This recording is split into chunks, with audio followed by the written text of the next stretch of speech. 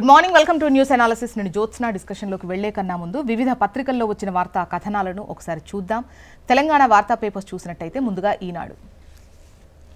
ఈనాడులో మనకు పైన టాప్లో $3 ట్రిలియన్ ఎకానమీ అసాధ్యం కాదు అని అంటున్నారు Indian school of business professor అయినటువంటి ప్రసన్న తంత్రి గారు. చైనా వృద్ధి చెందే టైంలో ప్రపంచం గ్లోబలైజేషన్ ప్రక్రియలో ఉంది. జపాన్, కొరియా, అమెరికాలు చైనాకు పెద్ద వినియోగదారులు. ప్రస్తుతం ప్రపంచం డీగ్లోబలైజ్ అవుతోంది. ఇతర దేశాల వస్తువులు కొనడానికి సిద్ధపడడం లేదు. ఉత్పత్తులు మేలు రకంగా ఉంటేనే కొనే ఆసక్తి ఉంటోంది. ఇక తెలంగాణ ఆర్థిక వ్యవస్థను $3 ట్రిలియన్ తీసుకెళ్లడంలోనూ ఈ పరిస్థితులను పరిగణలోకి తీసుకోవాల్సి ఉంటుంది అని చెప్పేసి ఆయన అన్నారు. అయితే ఉద్యోగాల కల్పనలో వృద్ధే లక్ష్యంగా తెలంగాణ రైజింగ్ 2047 విజన్ డాక్యుమెంట్ రూపుదిద్దుకుంది. విజన్ డాక్యుమెంట్ తయారీ బృందానికి ఈయన నేతృత్వం వహిస్తున్నారు. సో ఈ క్రమంలో ఈనాడుకి ఇచ్చినటువంటి ఇంటర్వ్యూలో $3 ట్రిలియన్ ఎకానమీ అసాధ్యం కాదు అని అంటున్నారు ఆయన.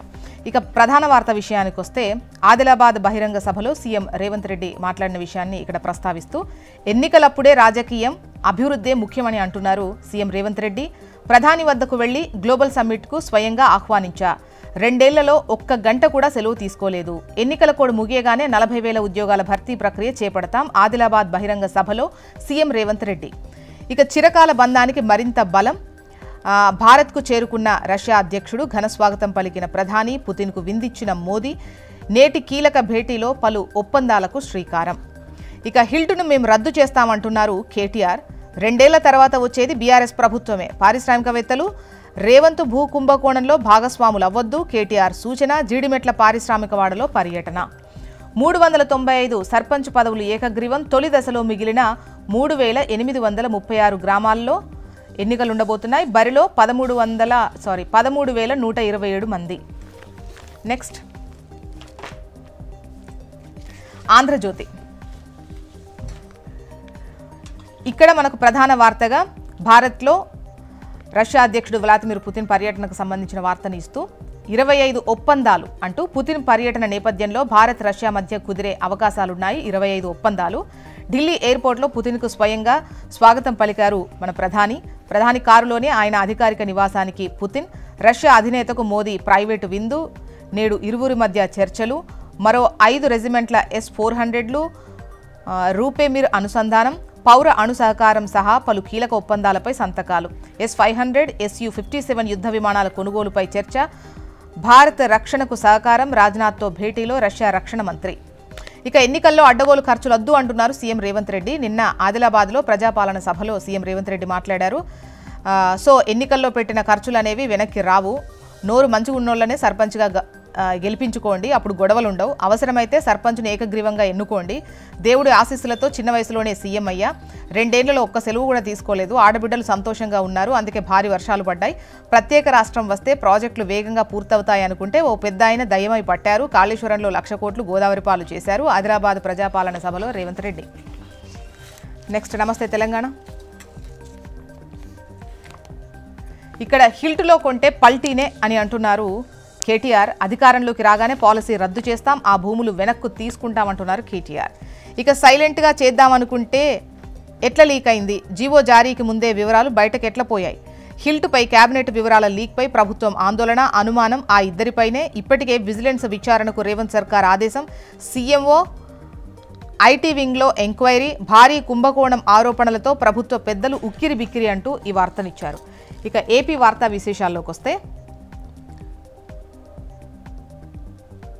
ముందుగా ఈనాడు చూద్దాం.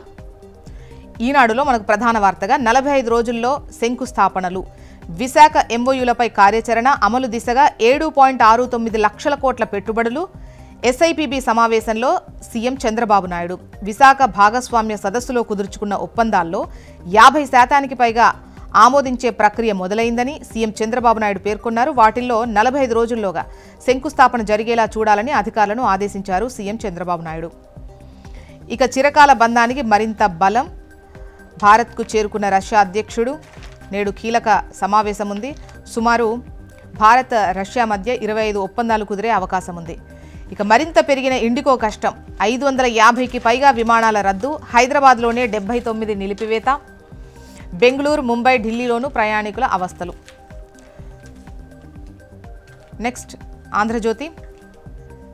ఇక్కడ 25 ఒప్పందాలు అంటూ వార్తను హైలైట్ చేస్తూ ప్రధాన వార్తగా ఏపీ ఆంధ్రజ్యోతి వార్తను హైలైట్ చేసింది. పుతిన్ పర్యటన సందర్భంగా భారత్ రష్యా మధ్య కుదిరే ఒప్పందాలకు అవకాశాలు 25 ఉండేటువంటి అవకాశం ఉంది. ఇదేంది జగన అంటూ అడ్డగోలు వాదనలు, అవాకులు, అబద్ధాలు. ఎంపిక చేసుకున్న మీడియాలో 2 గంటల 43 నిమిషాలకు ప్రెస్ మీట్. అరటి నుంచి కల్తీ నెయ్యి దాకా అన్నింటిపైన సొంత తీర్పులు. ప్రశ్నలకు అవకాశం ఇవ్వకుండా డైవర్షన్ పేరుతో ముగింపు. వాడు వీడు ఎవడు. ఐపీఎస్లపై జగన్ అనుచిత వ్యాఖ్యలు. కోర్టుల ఆదేశాలతో దర్యాప్తు జరుగుతున్న అక్కసు. బాబు కుట్ర అంటూ చిందులు. పరకామణి చోరీ చిన్న విషయమేనట. కల్తీ నెయ్యిపై దర్యాప్తు చెయ్యొద్దట. తమ వాళ్లంతా సచ్చీలురంటూ కితాబిస్తున్న జగన్ అని చెప్పేసి ఆంధ్రజ్యోతి కథనాన్ని ఇచ్చింది. నెక్స్ట్ సాక్షి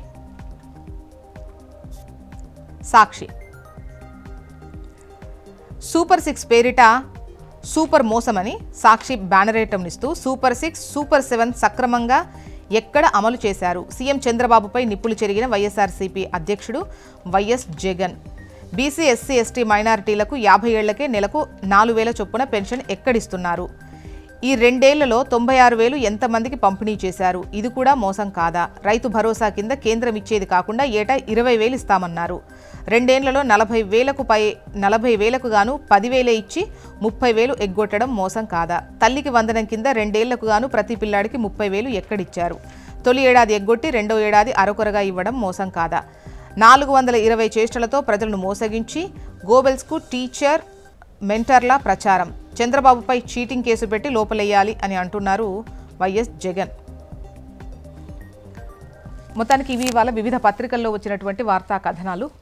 ఇప్పుడు ఒక చిన్న బ్రేక్ తీసుకుందాం. బ్రేక్ తర్వాత డిస్కషన్లోకి వెళ్దాం. Stay tune.